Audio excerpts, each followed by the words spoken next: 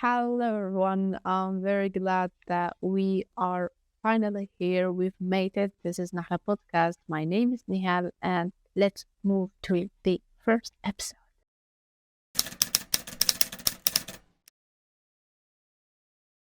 Aujourd'hui, on a Dr Mohamed Zired. Premièrement, merci déjà d'accepter l'invitation. On est en plein Eid, donc le deuxième jour de l'Eid.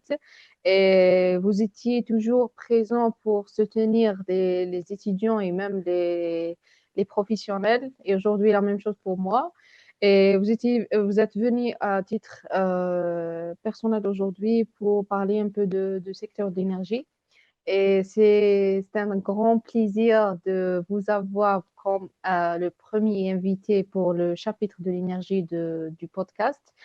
Donc, مرحبا بك. Nihal, donc je vous remercie infiniment, Nihal, d'avoir m'invité pour ce podcast et également d'être votre premier guest, en quelque sorte. Et longue vie, Inch'Allah, pour Nahla Podcast.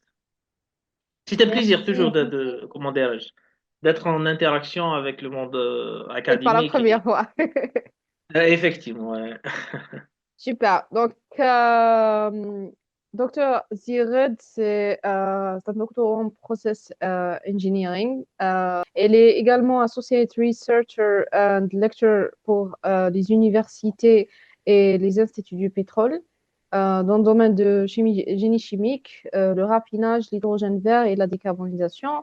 Elle est également membre du club Énergie en Algérie. Encore une fois, bienvenue. Et si vous pouvez, je donne toujours la parole à la personne pour parler un peu de son parcours professionnel. Et je Merci, m'excuse Nihal. pour mes quelques termes en français, parce que là, j'ai d'autres inputs d'autres langues. Donc, je fais de temps en temps la C'est confusion difficile avec de une faire les langue. shifts en quelque sorte, j'imagine, j'imagine. Donc en fait, Nihal, vous avez un petit peu résumé mon parcours. Bon, pratiquement, notre parcours se ressemble en quelque sorte, parce que les deux, on a fait l'École nationale polytechnique. C'est une fierté pour nous d'avoir une formation assez consistante à l'École nationale polytechnique. Par la suite, je me suis atterri à l'Université de Boumerdès pour faire ma thèse de doctorat. Par la suite, en parallèle, j'ai fait, comment dirais-je, une ingénierie spécialisée en raffinage et pétrochimie à l'Institut algérien du pétrole, un institut de renom international pour le monde de l'énergie et de l'exploitation pétrolière. Par la suite, j'ai intégré, par la suite, j'ai intégré comment dirais-je, une position comme process engineer euh, pour plusieurs années. En parallèle, j'ai fait mes recherches avec l'université et notamment, et également, je viens de dire, la formation. J'avais toujours une affinité, comment dirais-je, un désir de faire de la formation avec les universités et également avec les instituts de pétrole. Donc, je pense, je vais anticiper un petit peu les choses. En parlant de l'énergie, pourquoi choisir l'énergie? Je pense parce que l'énergie de un, c'est en quelque sorte, c'est le pilier en quelque sorte, c'est la force motrice de l'économie internationale. Et également, il y a des affinités parce qu'au niveau au niveau dès notre jeune âge à l'École nationale polytechnique, même de notre formation, nous avons toujours en quelque sorte une tendance vers tout ce qui est tout ce qui est l'aspect énergétique, tout ce qui est les modèles énergétiques, tout ce qui est le domaine oil and gas. Donc, je pense que c'était une suite, donc mon parcours en quelque sorte, c'était une suite logique par rapport par rapport à notre point de départ en quelque sorte. Très bien. Et je pense que après le oil and gas, on a bien profité des modules de raffinage pour parler après ou même travailler dans les thématiques de la transition énergétique après. Bon, on revient à la fin de la discussion sur le sujet de la transition énergétique et de l'hydrogène vert. Déjà l'audience sont évidemment des personnes qui ont travaillé ou qui travaillent déjà dans le secteur de l'énergie. Ils sont au courant généralement et bon, globalement sur le contexte énergétique actuel, que ce soit dans le monde ou même au niveau régional ou local. Donc, à mon avis, même déjà, l'objectif du podcast, c'est d'avoir une sorte d'esprit de synthèse et d'aller pour enfin, vingtaine de minutes sur la thématique. Donc, si on parle du secteur de l'énergie, comment vous voyez les défis actuels du secteur, surtout si on parle de point de vue technique et votre parcours dans la recherche? Très bien. Bien évidemment, en tant que technologue, j'aimerais bien aborder les challenges techniques parce qu'il y a plusieurs catégories, je viens de dire, de challenges, mais nous allons focaliser sur le challenge technique. Je pense que le challenge technique, ils vont découvrir l'ensemble de la chaîne de valeur pétrolière, oil and gas, de l'amont pétrolier jusqu'à l'aval pétrolier. Et ces challenges, justement, qui imposent une réflexion, une approche de recherche, une approche d'engineering, une approche d'optimisation pour trouver des solutions. Parce que ces défis, à la fin, les défis doivent être, comment dirais-je, doivent être remontés, surmontés, je viens de dire, doivent être surmontés. Donc, c'est ça la valeur ajoutée, c'est pas la added value, comme on a toujours parlé de ça. Donc, si on parle, par exemple, de l'amont pétrolier, actuellement, les challenges sont pratiquement, c'est l'augmentation, ce qu'on appelle le taux de récupération. Le taux de récupération au niveau des gisements. Actuellement, on parle de la récupération assistée, on parle de la tertiaire, on parle de la secondaire, récupération secondaire, on parle de la récupération tertiaire. C'est pour augmenter le taux de récupération. C'est un challenge primordial. Restons toujours de l'amont pétrolier, c'est également les techniques de l'exploration. Les techniques d'exploration et le coût d'exploration. Donc, je pense que c'est très important. Parce qu'actuellement, on parle avec des techniques qui sont bien avancées, comme les 3D, comme le 4D.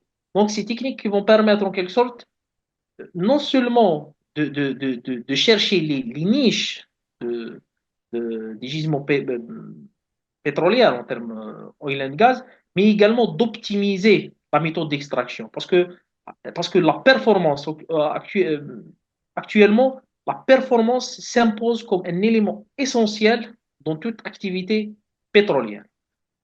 Euh, Quand je parle de la performance, je vais parler, ou là, je vais dire sur l'optimisation des moyens d'extraction et des moyens de transformation. Parce que l'ère du pétrole ou bien du gaz facile, en quelque sorte, entre guillemets, Mm. c'est un ère qui vient s'écouler. Actuellement, l'extraction, c'est très onéreuse en termes de dépenses. Les défis techniques sont très multiples. L'optimisation s'impose comme un élément essentiel dans, dans, comment dans ce secteur, ou bien dans ce domaine pétrolier. Et également, si je parlais de l'aval pétrolier, c'est la même chose, c'est la transformation. C'est la transformation, aujourd'hui, on parle de l'ère des plastiques, de l'added value. Donc, comment tirer l'added value de notre pétrole bien gaz sur le forme de transformation. Donc, plusieurs travaux de recherche, travaux d'engineering, travaux de valorisation. Il travaille sur cet aspect ou bien sur ce volet-là. Si on va prendre sur le plan macro, en quelque sorte, sur énergétique, il y a une demande. Il y a une demande, la demande vraiment croissante en termes de l'énergie qui impose une réflexion et qui impose d'élargir le mix énergétique. Et de cet effet-là, on parle des énergies renouvelables, on parle des nouvelles énergies, on parle de l'hydrogène. C'est l'utilité, c'est quoi? C'est élargir le mix énergétique. Certainement, le gaz naturel et le pétrole restent, c'est l'élément moteur et c'est l'élément essentiel dans ce bouquet énergétique. Mais vu le besoin et la demande croissante, donc il faut trouver d'autres ressources qui vont assister, bien évidemment. Moi, je suis un pétrolier et j'ai toujours comment dire, la conviction que le gaz et le pétrole sont incontournables. Sont incontournables, même avec la transition énergétique. On parle du gaz naturel comme l'élément Ils sont essentiel de la toujours présents. transition. Voilà, donc je pense qu'on doit être très clair par rapport à ce point. c'est pratiquement c'est ça, c'est les challenges majeurs en quelque sorte, les challenges majeurs dans les gaz. Je pense qu'on ne peut pas le détailler plus parce que je pense qu'il y a d'autres volets à aborder. Mais j'imagine que comment dirais-je, c'est une approche d'amélioration, d'optimisation. C'est ça. Il faut chercher la performance, il faut, comment dirais-je, augmenter la performance, améliorer la performance dans nos activités ou bien dans notre voilà. Donc, dans des activités pétrolières. Oui, justement, entre parenthèses, c'est l'objectif de ce podcast, c'est pas vraiment d'aller dans les vrais détails techniques. Il y en a plein des références sur Internet pour aller en profondeur par rapport bon, les différentes techniques. C'est juste notre objectif, c'est de repérer un peu les points essentiels pour chaque thématique. Ici, on parle ici sur la performance énergétique et tout ce qui est lié au processus d'optimisation. J'imagine que même sur le niveau, au niveau macro, il n'y a pas que les défis techniques et même financiers par rapport à l'optimisation et même l'extraction, il y a quand même des coûts très lourds pour aller à l'exploitation, surtout pour, par exemple, le pétrole très lourd. Oui, oui, oui, effectivement, effectivement. Je pense parmi les vocations primaires ou bien parmi les attentes de la recherche, parce que le titre de notre, en quelque sorte, de notre podcast, c'est la recherche. Donc, parmi les attentes de la recherche et les vocations primaires de la recherche, c'est ça, c'est diminuer les coûts comment dire, les coûts de production. Je parle pas uniquement des coûts liés à la production, mais liés à toute la chaîne pétrolière. C'est la diminution des coûts, c'est très important. Parce qu'à la fin, nous sommes dans un, comment dire, nous sommes dans un business, ok? Et la performance et le added value, c'est très important avec des coûts minimaux. Donc, c'est un aspect très important. Je pense même si les solutions actuellement, les solutions, par exemple, si on va, moi, j'aimerais toujours donner l'exemple de l'hydrogène. L'hydrogène, par exemple, les défis de l'hydrogène, on peut les surmonter. Mais la difficulté ou bien le point, comment dirais-je, le point difficile à traiter, c'est l'aspect Bottleneck. économique. Voilà, c'est l'aspect économique. Parce que, par exemple, si on parle de l'hydrogène, Ok, on connaît, il y a des défis qui sont liés à la pollution, le transport, le stockage, etc., etc. Il y a des solutions techniques, mais à quel prix? À quel prix, c'est ouais. ça. Donc, la recherche et même l'engineering, je parle à la recherche parce que nous sommes dans un cadre de développement plus qu'un cadre large scale, ou bien industriel large scale. Nous sommes dans une approche de développement, donc je parle de la recherche a une mission principale de chercher des solutions avec des coûts, avec avec des coûts plus réduits. Donc, c'est ça le challenge en quelque sorte. Donc, disons, une sorte des études technico-économiques, de quelle sorte on passe de purement technique à un peu technico-économique si on parle des projets un peu liés à la performance énergétique, un peu de point de vue, peut-être pour les pays stratégiques aussi, puisqu'on parle des lots, des investissements, des contrats à long terme. Donc, euh, l'argent est toujours important Oui, tout la à fait, question. tout à fait, tout à fait, tout à fait, tout à fait, tout à fait, parce que je vais revenir à l'exemple de l'hydrogène. Je pose toute étude qui, comment dirais-je, qui écarte ou qui détaille pas l'aspect technique, c'est une étude, pour ne pas dire une étude faible, je dis obsolète en quelque sorte. OK? Parce que Oui, le challenge, toujours, c'est un challenge économique.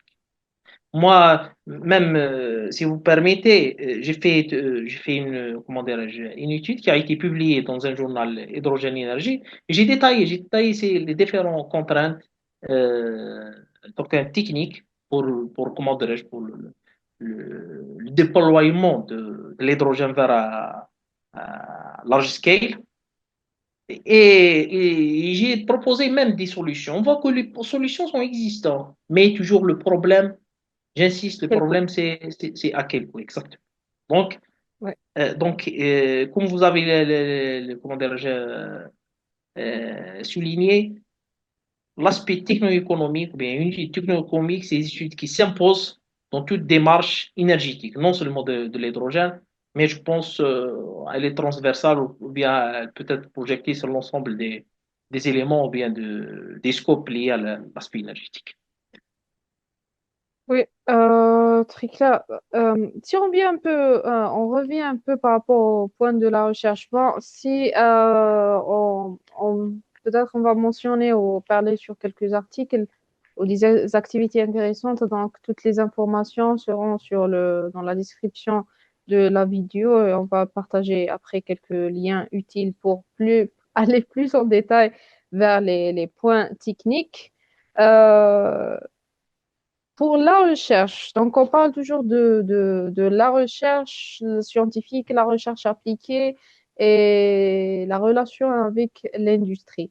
Comment on peut faire la distinction entre les trois et également la relation entre bon, la recherche scientifique et la recherche appliquée et l'industrie et quand est-ce qu'on peut dire que la recherche elle est là pour propulser la performance énergétique dans le domaine énergétique. Parfait, très bien. Et une excellente question. Une excellente question pour la simple raison que parfois on trouve des difficultés à différencier entre la recherche fondamentale et la recherche appliquée. Donc, je pense Ouais. que la recherche fondamentale, c'est en quelque sorte, c'est la recherche qu'on est en train de le faire sur le l'upscale. L'upscale, ça veut dire à échelle laboratoire. Pratiquement les universités ou bien les académiciens de l'université ont l'habitude de travailler sur ces aspects. La recherche appliquée, c'est une recherche comment dire, elle peut utiliser les outputs de la recherche fondamentale, bien évidemment, mais les projections ou bien les solutions sont des solutions envisageables, ils sont des solutions qui vont être concrétisées sur le terrain pour résoudre des problématiques réelles. C'est ça la différence. Une recherche appliquée, c'est une recherche qui vient de traiter des problématiques réelles, parfois même en termes en quelque sorte de faisabilité ou bien de concrétisation de ces solutions qui sont liées de la recherche appliquée, parfois c'est à court et moyen terme. Par contre, la recherche fondamentale, parfois c'est des recherches avec des retours comment d'expérience en quelque sorte à long terme. Mais pour la recherche appliquée, non. La recherche appliquée, je pense, comment faire ça, je pense que c'est essentiel les différentes, comment dirais-je, les Donc, différentes pardon, entreprises dans l'oil la and recherche gas, appliquée, elle est conditionnée par un problème dans l'industrie. Donc, bien c'est évidemment. l'industrie qui demande. Exactement, exactement. Donc Ok. la recherche appliquée vient de répondre à une problématique industrielle hier existante. Et là, comment dirais-je, en quelque sorte, l'efficacité de cette solution, ou bien cette démarche de recherche appliquée, réside dans la capacité de cette solution, ou bien des outputs de cette recherche appliquée, de résoudre cette problématique. C'est ça. Et généralement, on voit que les différentes universités, différentes compagnies, maintenant je parle de l'énergie, du secteur énergétique, mais peu importe le secteur, le R&D, ou bien le recherche et développement, c'est un segment très essentiel dans les entreprises. Maintenant, pratiquement, le R&D, ou bien ce qu'on appelle le recherche et développement, c'est des entités très importantes et ont un poids, comment dirais-je, ils ont de l'estime et de la considération euh, comment dirais-je, et la productivité. Ils sont très productifs. Pourquoi? Parce qu'ils viennent de trouver des solutions pour des problématiques vraiment parfois on ne peut pas les résoudre par voie d'engineering ou bien de troubleshooting. Donc il y a un travail de recherche. Mais par rapport à, si vous permettez, Nihal, j'aimerais parler d'un point. Certes, parfois c'est l'R&D au niveau des entreprises qui font cette tâche, ce qu'on appelle le close innovation. Ça veut dire la solution, elle est, comment dirais-je, elle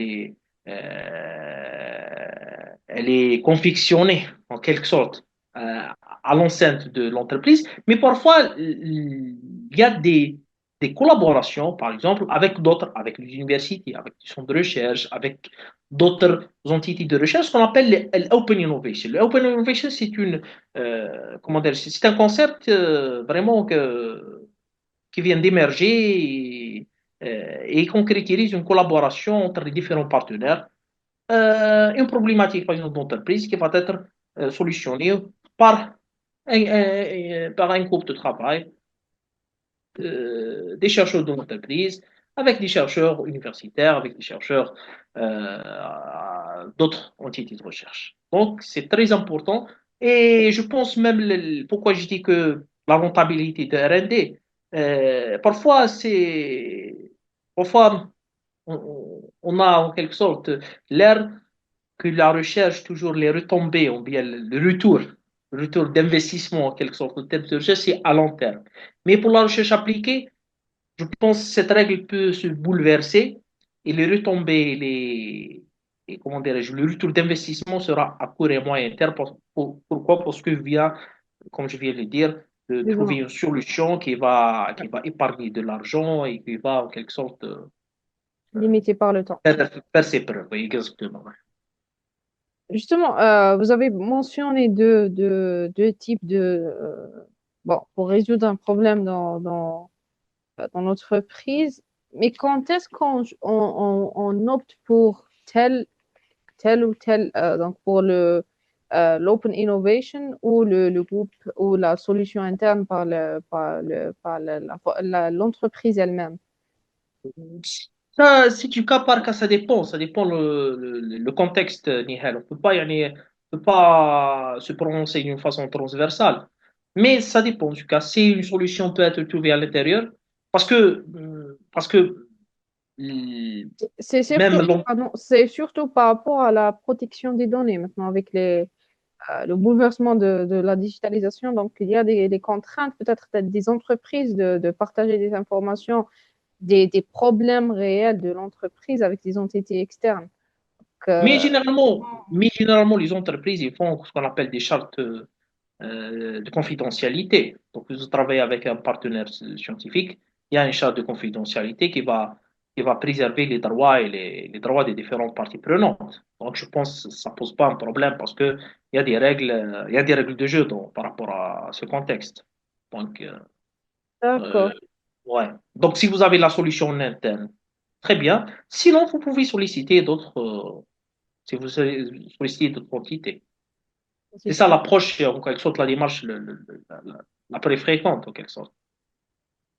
Selon votre expertise dans la recherche appliquée, est-ce que la recherche est arrivée à répondre aux besoins de l'industrie? Si oui, bon, très bien. Si bon, pas à 100%, qu'est-ce qu'il manque? Je pense qu'elle est dans l'obligation, parce qu'elle est dans l'obligation. Parce qu'il faut, euh, il faut, il faut valoriser comment dirais-je, les résultats de recherche, en quelque sorte.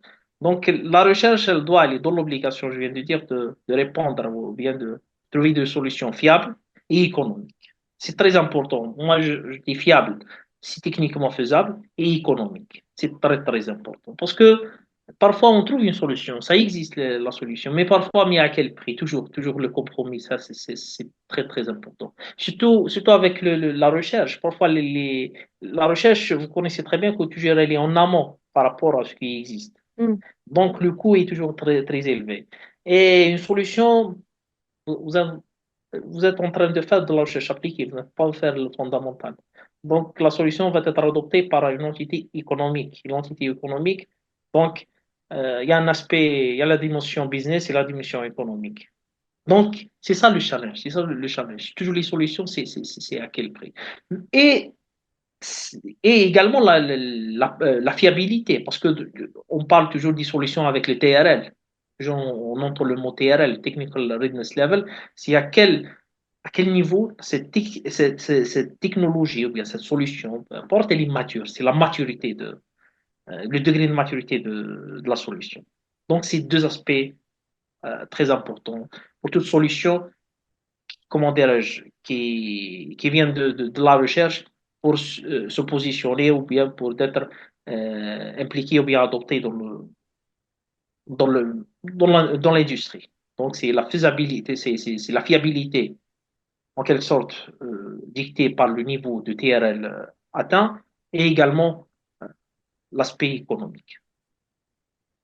Je pense que j'ai Oui, bien répondu à votre question, Nia. oui, très bien. Ah, voilà. Je suis Parce en que train de réfléchir parce que parfois je viens de déborder du sujet avec des idées en tête, donc les deux points nous ramènent à parler sur l'hydrogène vert parce qu'on a toujours, on avait la contrainte liée à la maturité de la technologie. Ça fait quelques années, deux, trois années déjà, depuis presque 2023. Et la partie économique, elle est toujours sur la table je crois, au niveau mondial, pour que ce soit pour l'hydrogène vert ou même ses dérivés. Donc, comment vous voyez, pour un pétrolier, comment vous voyez la thématique de l'hydrogène vert? Je précise la couleur. très bien. Très bien. Moi je suis un pétrolier, ma tendance est, comment dirais-je, et mon camp est connu. Hein. Grise. Donc, mais ça n'empêche pas de parler de l'hydrogène, ça n'empêche pas d'être ouvert vers d'autres sources d'énergie.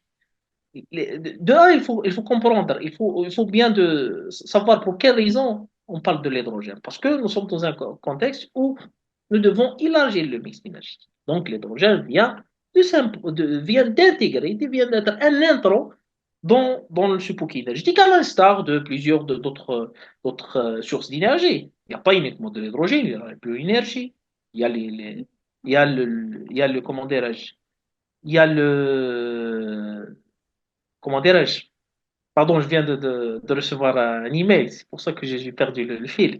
Donc, Pas de à souci. l'instar de la bioénergie, à l'instar de l'énergie photovoltaïque avec le thermique, donc Ici, c'est du pardon, tout. on parle, ici, on parle, bon, je peux intervenir parce que c'est thématique, vous Oui, le savez. vous êtes bien positionné pour, comment dirais-je, Je dois pour faire une parler de épisode ça. spécial pour la thématique. Est-ce qu'on parle ici de point de vue d'un pays dépendant pas que l'Algérie, on parle de manière générale d'un pays pétrolier dépendant de l'énergie fossile ou même peu importe le pays, parce que la perspective du mix énergétique, elle est un peu différente. Non, peu importe le pays a un besoin pour élargir, vu plusieurs considérations, vu la croissance démographique, Donc, la vu demande énergétique en général. c'est la demande, voilà, c'est la demande. C'est la demande actuellement qui nous impose de chercher d'autres intrants, comment dirais-je, je viens de dire d'autres sources pour répondre aux besoins sociaux, besoins économiques, plusieurs considérations. Donc, l'hydrogène, c'est un intrant. L'hydrogène, pourquoi c'est la molécule qu'on voit? Et pour la simple raison, parce que comment dirais-je, le pouvoir calorifique le plus élevé, c'est la molécule avec pouvoir calorifique plus élevé. C'est pour ça qu'elle est convoitée. Mais comment c'est massique, c'est pouvoir calorifique massique. Okay? C'est pour ça qu'on veut toujours arriver à l'hydrogène. Et également, comment dirais-je, l'empreinte carbone, elle est pratiquement elle est nulle. Mais même le gaz naturel, d'après comment dirais-je, l'IEA, International Energy Association, Agency plutôt, en 2000, après la guerre de l'Ukraine, elle a considéré comme le gaz naturel également comme une source propre. Donc, même dans les, comment dirais-je, on connaît très bien que le gaz naturel, c'est l'élément clé de la transition énergétique. OK? Donc, l'hydrogène, je reviens vers l'hydrogène propre, c'est une prison, parce que là, c'est la molécule, comme je viens de dire, avec le pouvoir calorifique massif le plus élevé. Mais le problème, il y a des contraintes, il y a plusieurs contraintes, et hurdles, comme on les appelle, voilà, c'est des contraintes liées à l'hydrogène. Si on parle de la production, c'est pas encore mature, c'est une question de la production à travers les électrolyseurs. Pour le transport, on connaît très bien la fragilisation induite par l'hydrogène. Si on parle de stockage, j'ai parlé de le PCS Oui, massique. également. Donc, la liquéfaction, à quel prix, toujours, à quelle dépense, intensité énergétique pour arriver à cette masse. Donc, avec la liquéfaction, la compression de l'hydrogène. Si je viens par la suite, c'est, comment dire, l'aspect safety. L'aspect safety, c'est vraiment, c'est très délicat pour l'hydrogène. On connaît très bien que le range d'inflammabilité de l'hydrogène, c'est très, très, très large. Donc, il y a plusieurs considérations, plusieurs aspects. Donc, c'est bien, je pense il faut traiter. Je pense que nous sommes dans l'obligation pour toute démarche, pour le déploiement à grande échelle de la production d'hydrogène. Je pense qu'il faut prendre en considération l'intégralité de la chaîne de valeur. Il faut résoudre toutes les problématiques. Une fois qu'on a trouvé les mécanismes, les automatismes, des solutions fiables, je dis bien fiables et économiques, à ce, à ce stade-là, on peut se prononcer, on peut se lancer sur les projets. Mais ça n'empêche pas de rester dans notre comment dire, de courbe d'apprentissage, de développer notre courbe d'apprentissage, c'est très important. Mais je ne pensais pas dans la précipitation, même si on voit par exemple dans les différents pays, les stratégies de, comment d'hydrogène pour des différents pays, c'est pratiquement c'est ça la démarche. C'est ça la démarche. Et wait and see On peut et dire que, développer. pardon, on peut dire pour ce cas-là de la courbe d'apprentissage, la recherche fondamentale sera plus prioritaire dans ce cas-là. Bien évidemment, oui, oui, la recherche en général, oui, oui, la recherche et développement, oui, oui. Exactement. Si on va prendre par exemple l'exemple des électrolyseurs, aujourd'hui on parle des solid oxide électrolyseurs. C'est avec le TRL, avec un TRL qui avoisine l'I9. Mais c'est le type d'électrolyseur qui va révolutionner la production de l'hydrogène vert. Et Et même les c'est, dérivés. je pense, avant 2 ans de là, oui, juste, je termine avec D'accord. cette idée avant de vous donner la parole, Liane. 2 ans avant, c'était le TRL, c'était de l'ordre de 4-5 pour le solid oxide. Avec le développement, avec comment dirais-je, l'intensité du travail de recherche sur les différents, je viens de dire, comme la chaîne de valeur de l'hydrogène, le solid oxide, aujourd'hui, on parle d'un TRL de 8-9. Donc, vous voyez, donc effectivement, la recherche, elle a pu booster, comment dirais-je, comment dirais-je, la courbe d'apprentissage que vous avez parlé. Hum, c'est un sujet que même en Algérie, on parle souvent. Il y a plein d'occasions pour traiter cette thématique plus bon, pas en profondeur, mais plus d'opportunités d'interagir même avec les parties concernées par la thématique et même les experts et également la recherche et développement. Et vous avez mentionné que vous êtes membre dans le club d'énergie.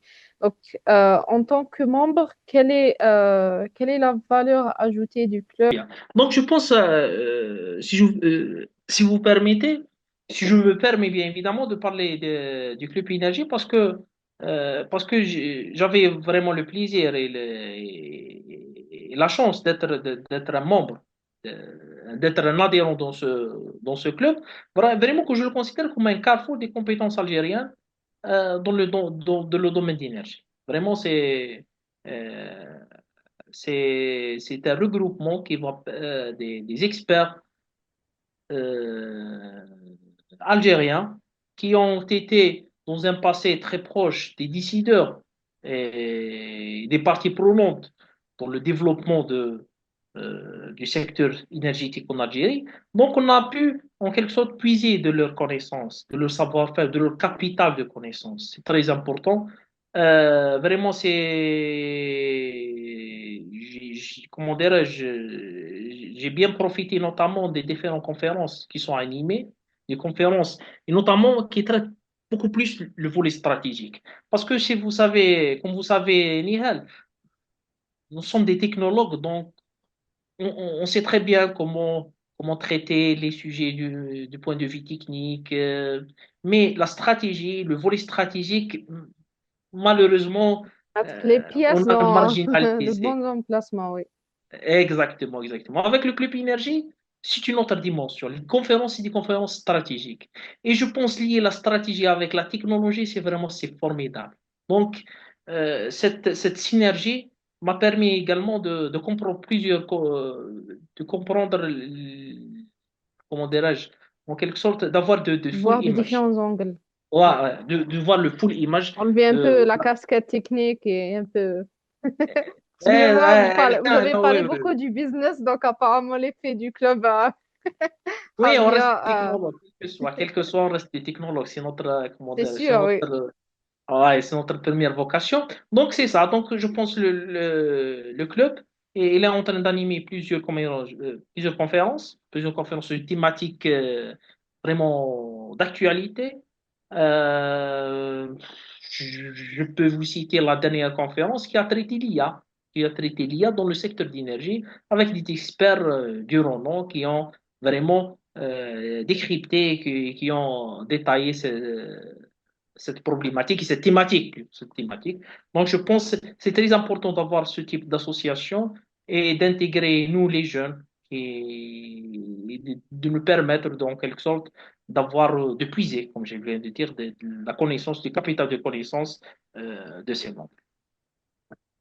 Et tout un dernier point, on a beaucoup parlé qu'on a Oui, planifié, mais ça, non, c'était j'apprends cool. toujours De ma avec part, vous. c'était cool. Là, c'était cool parce que c'est ma première expérience avec les recordings.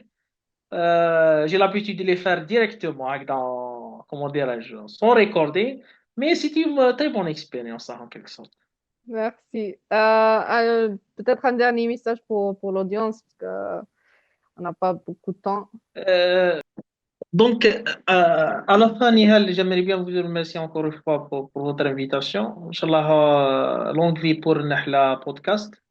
Par rapport au conseil, je suis pas, si je suis bien positionné, je suis pas la bonne personne pour faire pour énoncer des conseils, mais ce que je veux dire, euh, c'est que comment dirais-je, une expérience dans le secteur énergétique, c'est une expérience vraiment qui est très passionnante, très enrichissante, mais parfois c'est un petit peu pénible pour cumuler une certaine, pour avoir de l'expérience, pour avoir de l'expertise, pour avoir de l'expertise dans le monde, dans le domaine d'énergie, c'est vraiment, c'est un secteur qui est un petit peu à la fois passionnant, à la fois enrichissant, mais un petit peu pénible, Haïda. Donc, je m'adresse professionnel.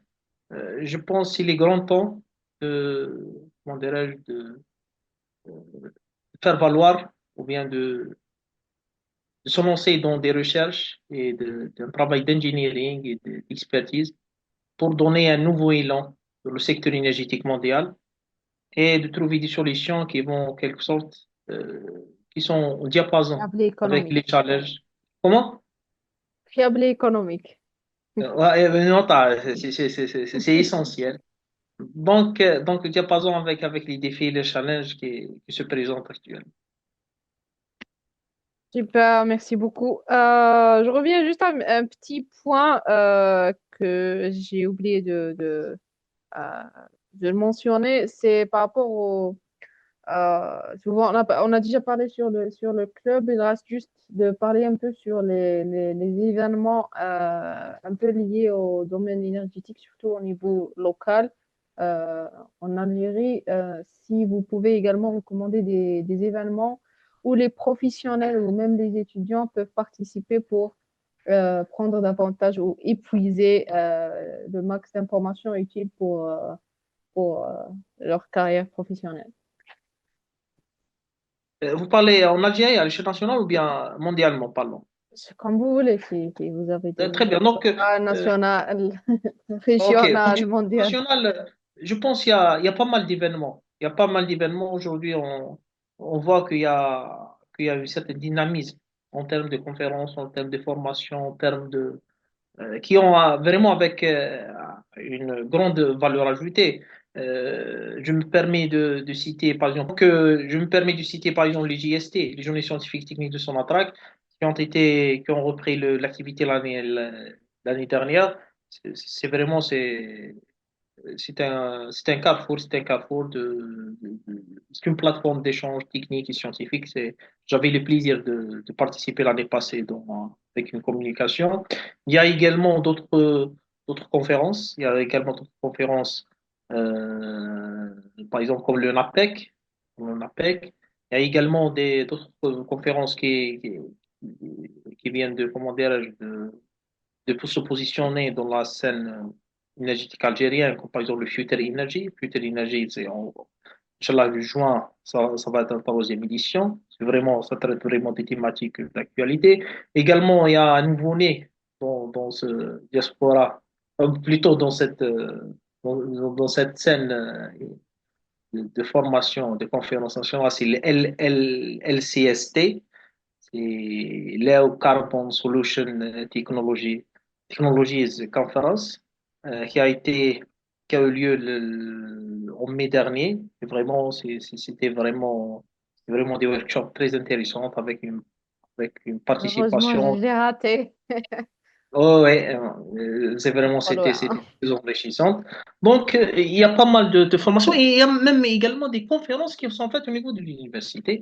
Aujourd'hui, c'est bien de voir que l'université sont en train de s'impliquer dans le scope énergétique avec des conférences, je dis bien des conférences thématiques. Thématiques. Aujourd'hui, par exemple, on assiste à des conférences uniquement sur l'hydrogène, uniquement sur les solutions de carbone, des conférences uniquement sur la transformation pétrochimique.